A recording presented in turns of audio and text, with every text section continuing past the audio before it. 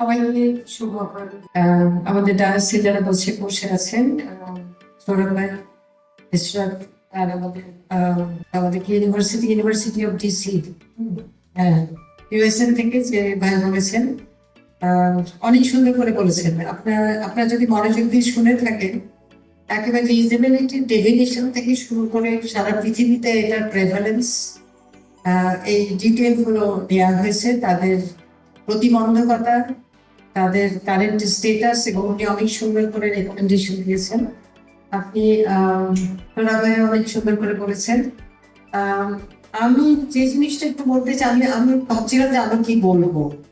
এত সুন্দর করে বলার পরে আমার একটা জিনিস মনে হলো, যেহেতু আমার একটা প্রধান, আমি বেসিক্যালি রিপ্রোডাক্টিভ হেলথ এপিডেমিওলজিস্ট, আমি নারী স্বাস্থ্য নিয়েই কাজ করে এসেছি। আপনারা যদি কায়রো কনফারেন্সের কথা কেউ শুনে থাকবে, international conference on population development, ওখানে আমরা প্রজনন স্বাস্থ্য নিয়ে কথা বলেছি, এবং প্রজনন স্বাস্থ্যের যেসব দিকগুলো ওই কনফারেন্সে আমাদের সারা পৃথিবীর দেশগুলো গিয়ে ওরা কমিটমেন্ট করে এসেছিল যে আমরা আমাদের দেশে ফিরে গিয়ে আমরা প্রজনন স্বাস্থ্যটাকে কিভাবে উন্নয়ন করা যায় এটাকে আমাদের প্রোগ্রামের মধ্যে ইনকর্পোরেট করবো এবং আমরা এটাকে বাস্তবায়ন। কিন্তু এখন যখন আমরা রিভিউ করছি, তাহলে শুধু প্রজনন স্বাস্থ্য দেখলে হবে না, জীবন চক্র, সম্পূর্ণ জীবন চক্র নিয়ে আমাদেরকে, নারী হোক পুরুষ হোক, এদেরকে দেখতে হবে। শুধু জীবন চক্র দেখলেও সেটা হবে না। আজকের যে প্রতিপাদ্য বিষয় সেটা হলো প্রতিবন্ধিকা।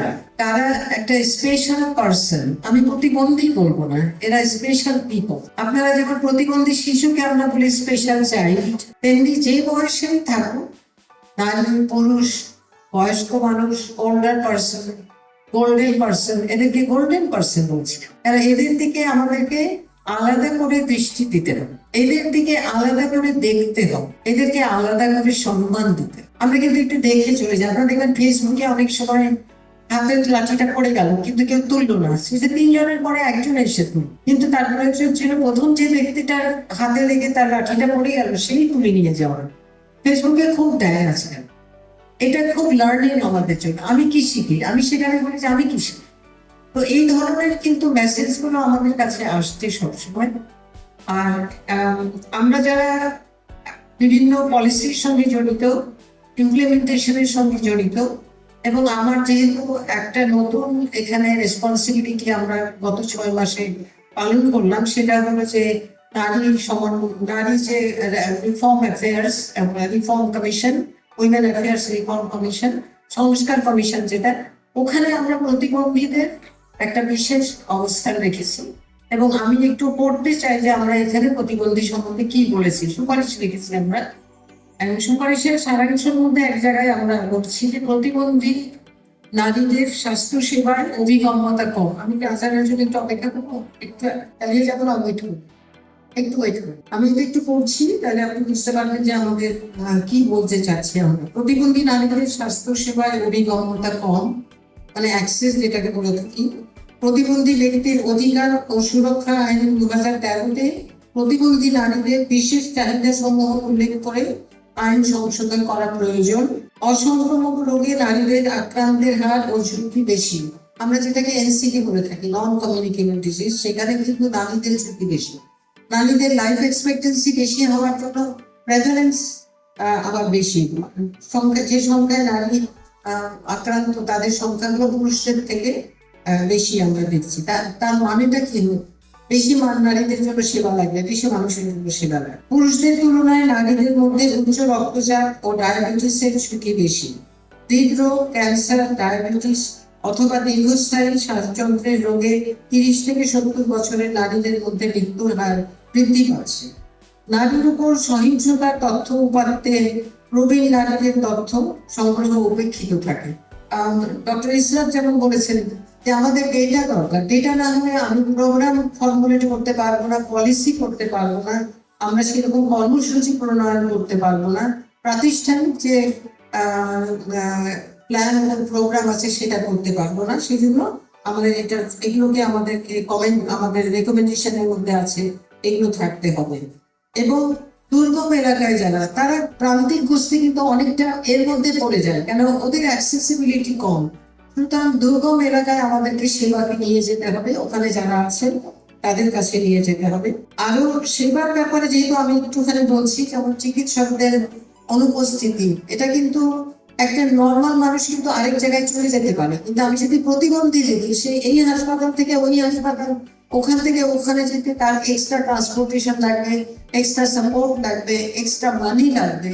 এই জিনিসগুলো তার কাছে থাকে না, কেন তার প্রতিবন্ধকতা একজন ন্যাচারাল নর্মাল মানুষের থেকে কম, বেশি প্রতিবন্ধকতা বেশি, তার রিসোর্স কম আছে। আর আমরা আরেকটা জিনিস দেখেছি, সেটা হচ্ছে যারা প্রতিবন্ধী তাদের অনেক ধরনের ব্যারিয়ার থাকে। পারিবারিক সহিংসতার শিকারও তারা অনেক বেশি, তাদের উপরে একটা তাচ্ছিল্য ব্যবহার করা হয়, তাদের সহিংসতা করা হয়। এই যে আমাদের একটা প্রোঅ্যাক্টিভ তাদের প্রতি সংবেদনশীল বা সংবেদনশীল যে আমাদের মানসিকতা, সেটা কিন্তু আমরা এমনিতেই আমাদের অভাব আছে। অনেক উন্নত দেশেও আমরা দেখেছি যে খুব স্পেসিফিক প্রোগ্রাম না করলে এদের দিকে আমরা ফুল অ্যাটেনশন দিতে পারি না। এটা আমরা কতগুলো জিনিস দেখেছি। আমরা এই রেকমেন্ডেশনটা আমরা দিয়েছিলাম যে আমরা অন্তর্বর্তী সরকার যদি এই জিনিসটাকে নিয়ে এগিয়ে যায়, তাহলে আমরা কুইক অ্যাটেনশন পেতে পারবো। আর আমরা আরেকটা রেকমেন্ডেশন দিয়েছিলাম, যেটা আমরা লং টার্ম যেতে চাচ্ছি। আমি মনে করি যে প্রতিবন্ধিতা শুধু ফিজিক্যাল নয়, আপনার মেন্টাল ডেফিনিশন এসছে মেন্টাল। আবার বয়স বাড়লে যে মেন্টাল ডেফিসিয়েন্সিটা হচ্ছে, যেমন আলজাইমার্স ডিজিজ হচ্ছে, ডিমেনশিয়া হচ্ছে, আমি চিন্তা করতে পারছি না, আমি কানে কম শুনছি, সেটা এক ধরনের প্রতিবন্ধকতা। কিন্তু আমি প্রপারলি চিন্তা করে বাথরুম যেতে পারছি না, আমি বাড়ি কোনটা, ঘর কোনটা, কোথায় শোবো, এই চিন্তাটা করতে পারছি না। এরাও কিন্তু আরেক ধরনের ভীষণ প্রতিবন্ধী, যার দিকে ফুল অ্যাটেনশন আপনাকে দিতে হবে, যার কেয়ার দরকার, যার নানান ধরনের সুরক্ষা দরকার। এই জিনিসগুলো খুবই ইম্পর্টেন্ট, এবং এটার ব্যাপারেও আমরা কিছু রেকমেন্ডেশন দিয়েছিলাম, আমি একটু বলছি। আমি আপনাদেরকে রিপিট করতে চাই না, সেই কারণে আমি নতুন কিছু যেটা আমরা রেকমেন্ড করেছি এবং আমরা পার্সিউ করবো যে যেন এগুলো বাস্তবায়িত হয়, এবং যারা সেবা পাওয়ার যোগ্য তারা যেন সঠিকভাবে সেবাটা পায়। যেমন আমরা বলছি নীতির মধ্যে আমরা 3টা ভাগে ভাগ করেছিলাম: আইনগত কাঠামো, নীতি, প্রতিষ্ঠান, কর্মসূচি। এখানে আমরা একটু লং টার্ম যেটা চেয়েছি, সেটার মধ্যে ডিমেনশিয়ার সেবার জন্য সরকারি, বেসরকারি ও আন্তর্জাতিক সংস্থা, সুশীল সমাজের সদস্য, কমিউনিটির লোকজন এবং পরিবারের সদস্যদের সক্রিয় অংশগ্রহণে বিশেষ উদ্যোগ গ্রহণ করা। ডিমেনশিয়া আক্রান্ত ব্যক্তিদের জন্য আবাসিক, প্রাতিষ্ঠানিক যত্ন চালু এবং স্বাস্থ্যসেবা পেশাদার ও যত্নশীলতার জন্য প্রশিক্ষণ ব্যবস্থা নিশ্চিত হবে। বাংলাদেশের প্রেক্ষাপটে জ্ঞান ভিত্তিক ডিমেনশিয়া সেবা উদ্ভাবন এবং জাতীয় ও আন্তর্জাতিক সহযোগিতাকে উৎসাহিত করার জন্য বিভিন্ন গবেষণা প্রতিষ্ঠান ও বিশ্ববিদ্যালয়ে ডিমেনশিয়া বিষয়ে গবেষণার প্রয়োজনীয় উদ্যোগ গ্রহণ করতে হবে।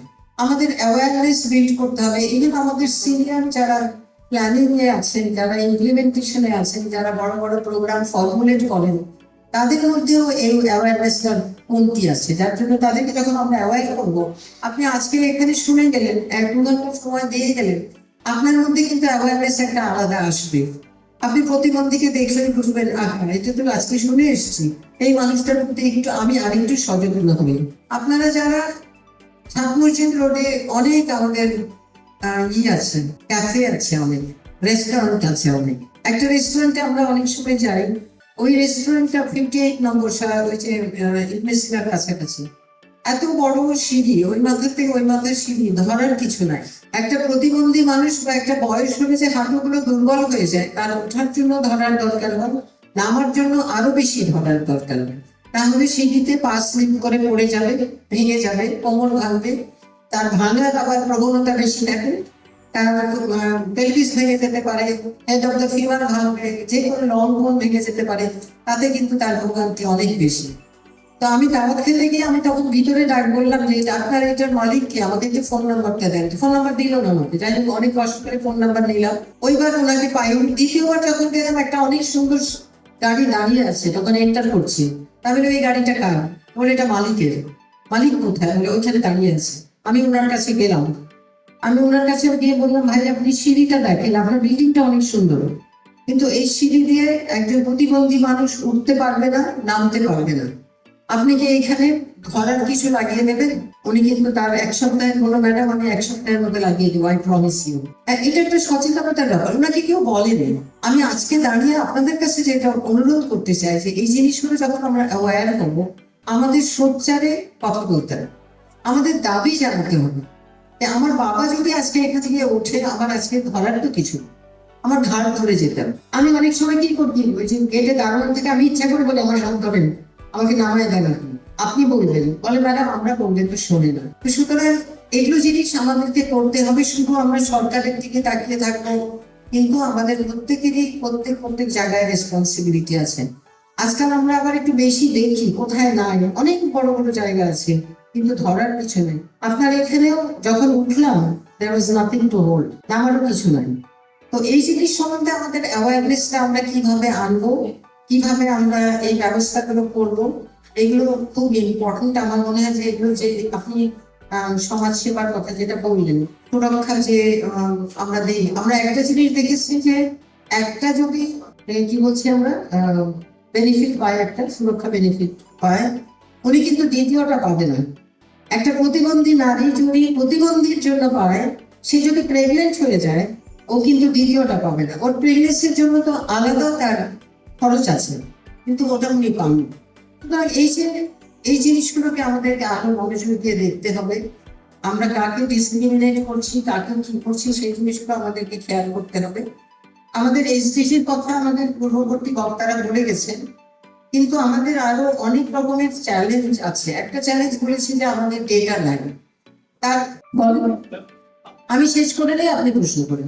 তারপরে আপনার জেন্ডার ডিসএগ্রিগেটেড, পুরুষ কত পার্সেন্ট, নারী কত পার্সেন্ট, এই ডেটাটার অভাব আছে।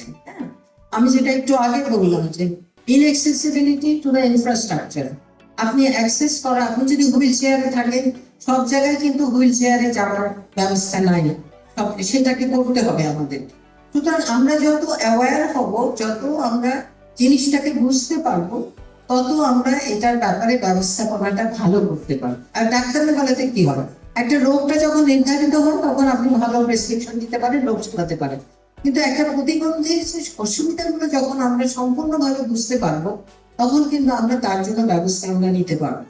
এছাড়াও যেটা আরো বলেছি যে তাদের লিমিটেড রিপ্রেজেন্টেশন আছে। আমরা কিন্তু এখন রেকমেন্ড করছি যে আমরা যত ধরনের কমিটি হবে বা যত ধরনের আলোচনার ব্যবস্থাপনা হবে, সেখানে কিন্তু প্রতিবন্ধীকে রিপ্রেজেন্টেটিভ হিসাবে রাখতে হবে, যাতে সে তার অসুবিধার কথাগুলো বলতে পারে এবং প্রেজেন্ট করতে পারে। তার কথাটা আমি তো বুঝবো না, আমি তো প্রতিবন্ধী নই, কিন্তু যে প্রতিবন্ধী সে বলবে আমার কোথায় কোথায় অসুবিধা। সুতরাং এই রিপ্রেজেন্টেশনটা একটা ইম্পর্টেন্ট, এবং এগুলো প্রোঅ্যাক্টিভলি করতে হয়, নিয়মের মধ্যে থেকে করতে হবে। আরেকটা যেটা হয়, আমরা স্টিগমা, ডিসক্রিমিনেশন, এই জিনিসগুলো আছেই।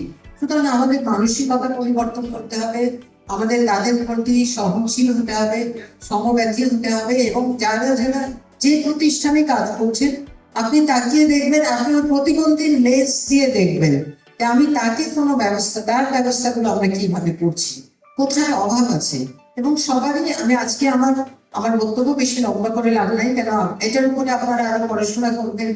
আপনারা যারা মাস্টার্স করছেন বা যারা পিএইচডি করছেন, তাদের থিসিসের সাবজেক্ট এগুলোকে করবেন, করে নতুন নতুন জিনিস শিখবেন, অন্যকে শেখাবেন। আর যে তথ্যগুলো আমরা বলছি না, আমরা যদি মেইন স্ট্রিম তথ্য না পাই, আমরা ছোট ছোট রিসার্চ থেকে আমরা তথ্যগুলো আনার চেষ্টা করি। সুতরাং আপনার একটা বড় কন্ট্রিবিউশন আছে আমাদের এই জিনিসটাকে এগিয়ে নিয়ে যাওয়া।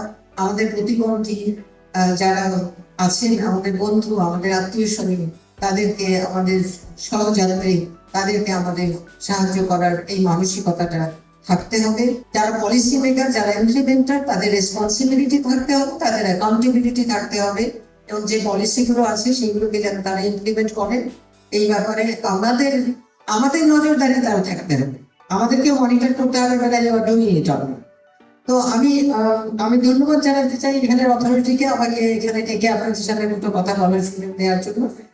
নিঃসন্দেহে এটা নিয়ে আমাদের করার অনেক কিছু আছে, আমরা সবাই মিলে এগিয়ে যাব। আমার এই শুভকামনা রইল, আপনারা ভালো থাকবেন সবাই। Thank you. আমি একটা বই লিখেছিলাম গত বছর। এই বইটা ছিল আমরা যখন স্বাধীনতা যুদ্ধ হলো, ঠিক তার পরপরই যে নারীরা সহিংসতার শিকার হয়েছিলেন, বিশেষ করে যৌন সহিংসতা, এবং তার জন্য তারা প্রেগনেন্ট হয়ে গেছিলেন। তো এদেরকে সেবা দেওয়ার জন্য আমাকে সরকার ডেপুট করেছিল সেবা সদন বলে একটা বাড়ি ধানমন্ডিতে, সাদাবাহার নাম, আর সেবা সদন ক্লিনিকটার নাম। আমি ওখানে 5 মাস সেবা দিয়েছিলাম। তো ওই সেবার উপরে আমার নিজের থেকে লেখা, নিজেরই ডিজাইন করে লেখা। তো আপনাদের সঙ্গে শেয়ার করতে চাই, কেন আপনারা ওই শালটার কথা শোনেন কিন্তু আপনারা দেখেন না। আর আমরা যারা দেখেছি, সেবা দিয়েছি, ওই নারীদের কষ্টের কথাগুলো আমি আমার বইয়ের মধ্যে লিখেছি। তো আমি আপনাদেরকে এটা গিফট করছি। আপনারা যারা যারা পছন্দ করবেন নিয়ে যাবেন, পড়বেন, নিজের বাসায় যারা আছেন, বোন ভাই আত্মীয় স্বজন, তাদেরকে শেয়ার করবেন। এই মুক্তিযুদ্ধে ওই ছোট 5 মাসের গল্পের কষ্টটা, নারীদের যে কষ্ট, সেটা আপনাদের জন্য ধন্যবাদ। আপনারা মিলে খুশি হব।